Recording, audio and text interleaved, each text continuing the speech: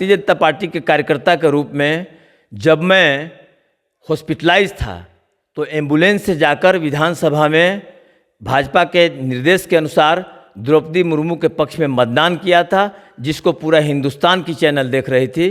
तो ये दलित प्रेम का ढिढोरा पीटने वालों का नहीं चलेगा।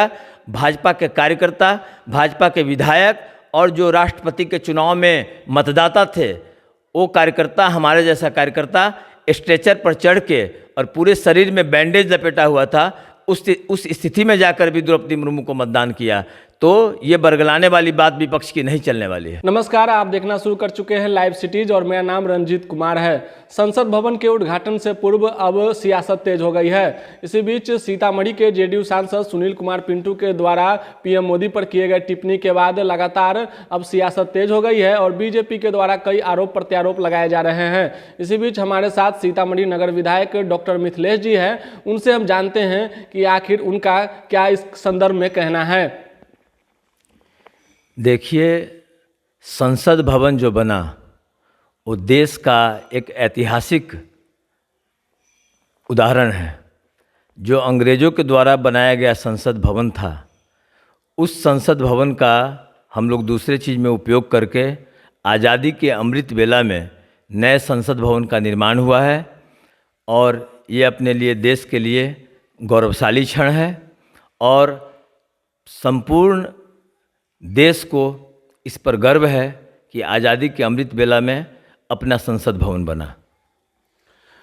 विपक्षी दलों की ओर से लगाया जा रहा है आरोप कि यह दलित का अपमान हो रहा है, इसे राष्ट्रपति से उद्घाटन इसका कराना चाहिए। इस संदर्भ में क्या आपकी सोच है? विपक्षी को अपना आईना देखना चाहिए।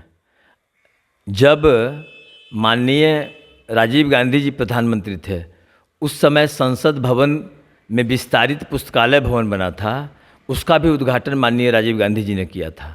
और बिहार विधानसभा का जो विस्तारित भवन बना, उसका भी उद्घाटन माननीय नीतीश कुमार जी ने किया। मणिपुर में जो विधानसभा बना, उसका उद्घाटन तत्कालीन यूपीए की चेयरपर्सन माननीय सोनिया गांधी जी ने किया। तो जो काम वो लोग खुद करते हैं और जो परंपरा है, उस परंपरा के विरुद्ध देश को बरगलाने का प्रयास कर रहे हैं। देश की जनता बरगलाने वाली नहीं है।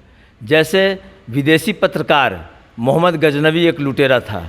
हिंदुस्तान के इतिहासकारों ने लिखा कि मोहम्मद गजनबी लुटेरा था और विदेशी पत्रकार ने कहा कि मोहम्मद गजनबी लुटेरा नहीं था, मोहम्मद गजनबी लूट करके अपने राज्य को समृद्ध करने का प्रयास करता था।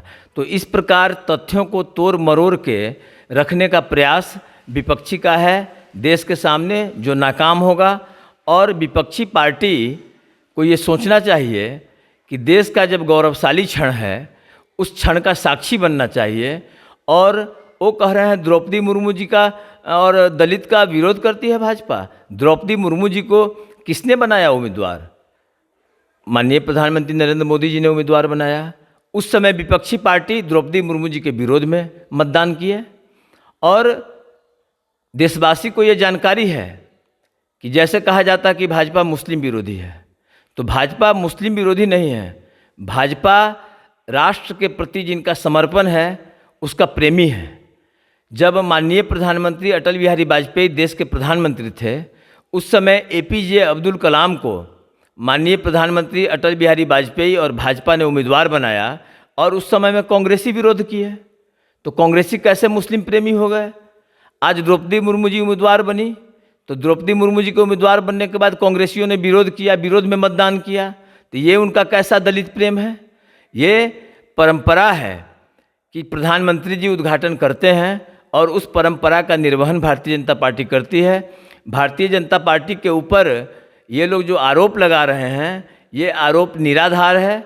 जो काम करने वाले लोग होते हैं उसके ऊपर ऐसे ही लांछना लगाया जाता है। और विपक्षी जब सत्ता में थी तब तो उन्होंने कोई ऐतिहासिक काम किया नहीं, तब उन्होंने कोई ऐसा काम नहीं किया जिससे भारत की संस्कृति फले फूले। और आज भारत की संस्कृति चहुमुखी विकास कर रही है।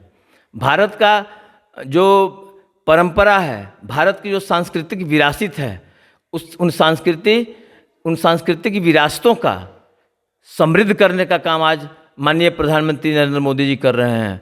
और जो देश के लिए अहितकर था धारा 370, उसको हटाने का काम भारतीय जनता पार्टी ने किया है। कॉमन सिविल कोड की बात भारतीय जनता पार्टी करती है।